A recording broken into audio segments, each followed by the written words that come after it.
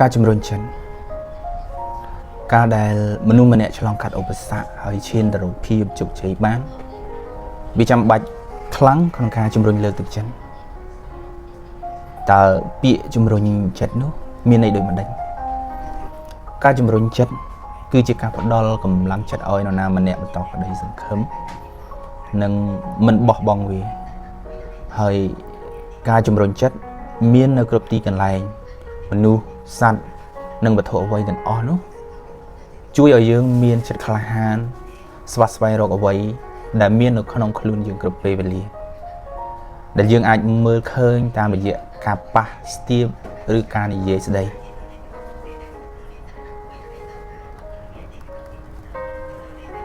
នៅក្នុងចំណោមបុគ្គលសំខាន់លំដាប់ពិភពលោកជាច្រើន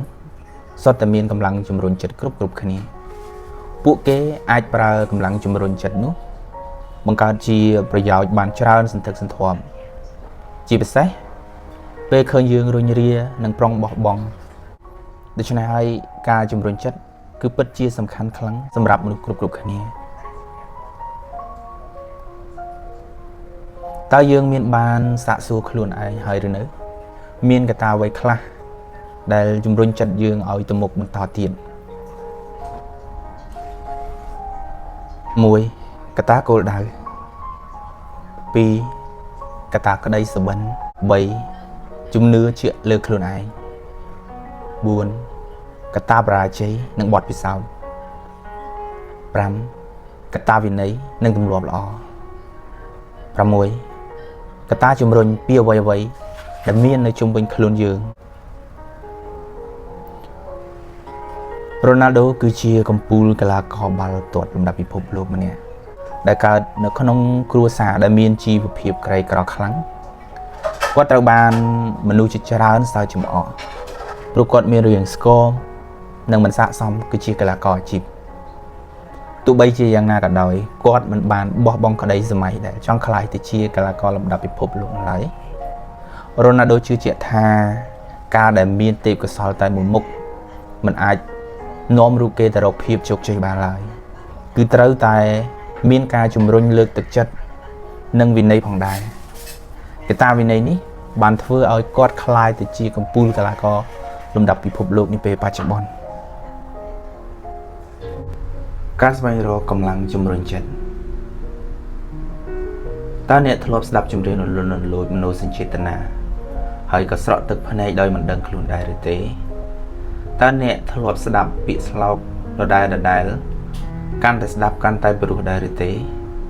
តើអ្នកអានសៀវភៅមួយក្បាលហើយអ្នកគិតថាការគិតការនឹកស្រមៃរបស់អ្នកមិនពិបាកនឹងឈានទៅដល់ត្រើយនោះដែរឬទេបើអ្នកធ្លាប់មានបទពិសោធន៍ទាំងឡាយនេះសូមឲ្យអ្នកកត់ត្រាចំណាំអារម្មណ៍ទាំងឡាយនោះនៅក្នុងសតិអារម្មណ៍របស់អ្នកជានិច្ចកត់ត្រាបទភ្លេងពាក្យស្លោកនិងសៀវភៅមួយក្បាលនោះដោយដាក់ជាប់ជាមួយនឹងខ្លួនគ្រប់ពេលវេលាព្រោះថាអ្វីទាំងឡាយនោះមានសារៈសំខាន់សម្រាប់អ្នកលើសពីសៀវភៅណាទាំងអស់កម្លាំងចិត្តងាយដែលអ្នកស្វែងរកវាបានគឺអ្វីដែលនៅជុំវិញខ្លួនអ្នកដូចជាបទភ្លេងពាក្យស្លោកនិងសៀវភៅអ្វីទាំងឡាយនេះចាត់ទុកថាជាកម្លាំងជំរុញក្នុងការលើកទឹកចិត្តដោយប្រយោលនៅពេលដែលអ្នកទន់ជ្រាយនិងរារែកនៅក្នុងជីវិតអ្វីទាំងឡាយនេះប្រៀបដូចជាភ្លើងធ្វើឲ្យអ្នកមានភាពកក់ក្ដៅនិងជាភ្លើងឆេះដាស់អារម្មណ៍ឲ្យអ្នកក្រោកឡើងតស៊ូឆ្ពោះទៅកាន់គោលដៅពិតប្រាកដនៃជីវិតសាជាថ្មីក្រៅពីនេះអ្វីទាំងនេះគឺជាថ្នាំដាស់តឿនអារម្មណ៍ឲ្យអ្នកមើលឃើញពីសារៈសំខាន់នៃភាពជោគជ័យហើយវាក៏ជាវិធីដែលយើងអាចយកទៅប្រើនៅក្នុងដំណើរជីវិតបានថែមទៀតផង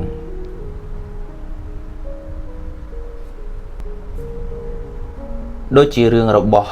លោកមហាបុរសមហាត្មគន្ធីចំពោះសៀវភៅសារភាពទទួលកំហុសរបស់គាត់គឺជារឿងដែលកើតឡើងតាំងពីគន្ធីនៅក្មេងមកម្លេះ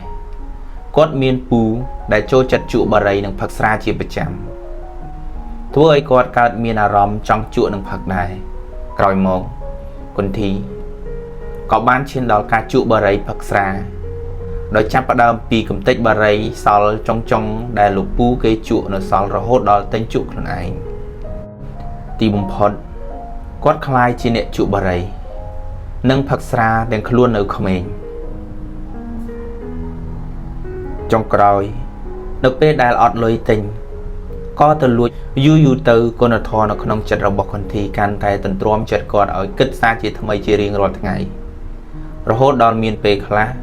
tróm lạnh bàn đòi mình ai bên chốt có kết trong xâm lập luôn ai đầm bầy kịch bạch bị bàn nhà hà tại được không đầm nặng cao trong cõi con thì pra vi thi sẽ sầm bột xa rập hiệu cùng họ đòi cót ra tục nơi cùng họ tiền lại để luôn ban rồi bật không sầm bột muối oi lục ba rồi bỏ quần ba rồi bỏ quần thì mình bàn chia đây được cầu viết đóng ở vây nữa lại con tay sờ vào quần thì prom chỉ muối nâng tức phần này sờ tai bồn nó